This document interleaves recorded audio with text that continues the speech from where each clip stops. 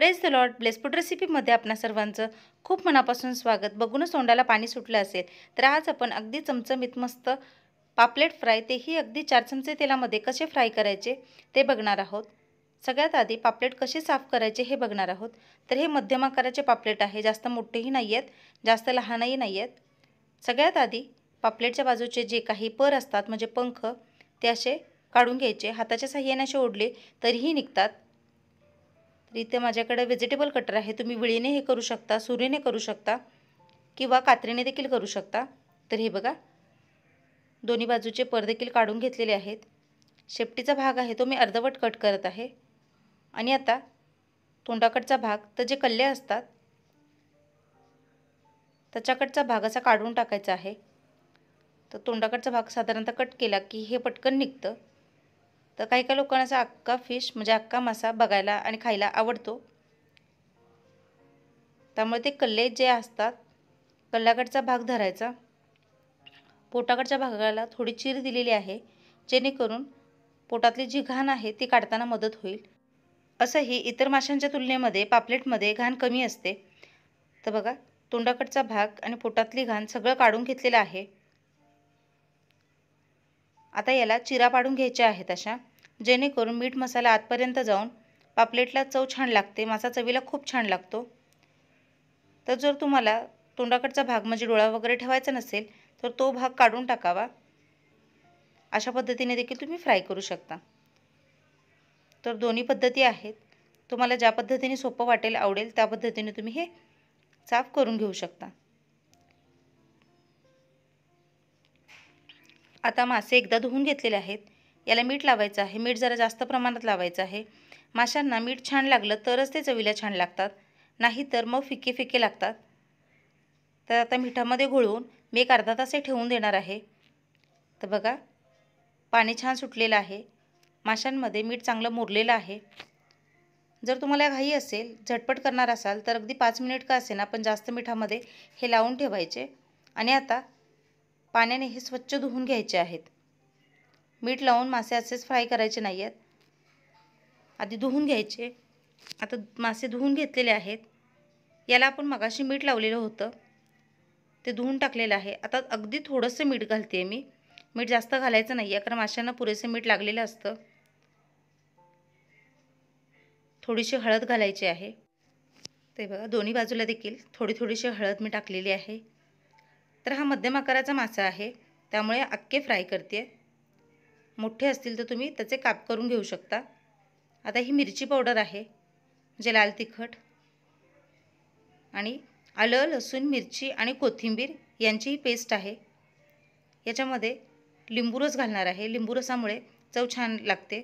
लिंबू नसेल तर तुम्ही आगळ घातलं किंवा कोकमाचं पाणी घातलं तरीही चालेल. तर बघा, आता हे सगळं हाताने छान माशांना चोळून घ्यायचं आहे, जेणेकरून ते आतपर्यंत सगळं मीठ मसाला लागलं पाहिजे. तिखट तुमच्या आवडीनुसार तुम्ही कमी जास्त देखील घेऊ शकता. तर बघा, माशांना छान पेस्ट मीठ मसाला वगैरे लावून चोळून घ्यायचं आहे. कोट करून घ्यायचे आहेत चांगले मासे. त्यामध्ये पेस्ट घातल्यामुळे माशांना चव छान लागते. एका डिशमध्ये मी 2 चमचे तांदळाचे पीठ घेत आहे आणि 1 चमचा बारीक रवा घेत आहे. अर्धा चमचा लाल तिखट, चिमूटभर हळद आणि अगदी थोडंसं मीठ.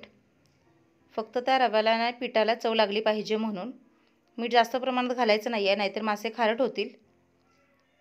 सगळं छान मिक्स करून घ्यायचं. आणि हे बघा, जो काही मॅरिनेट करून घेतलेला मासा आहे तो यामध्ये चांगला घोळवून घ्यायचा आहे. रवा पीठ सगळीकडे छान लागलं पाहिजे. दाखवते त्या पद्धतीने सगळ्या बाजूने छान मासा त्या ह्याच्यामध्ये कोरड्या रव्या आणि पिठामध्ये कोट करून घ्यायचा आहे. तर हे मासे मी शॅलो फ्राय करते, म्हणजेच तव्यामध्ये असे फ्राय करते. जर तुम्ही डीप फ्राय करणार असाल तर तांदळाचे पीठ 1 चमचा आणि रवा त्याच्यापेक्षा दुप्पट म्हणजे 2 चमचे घ्यायचे आहेत.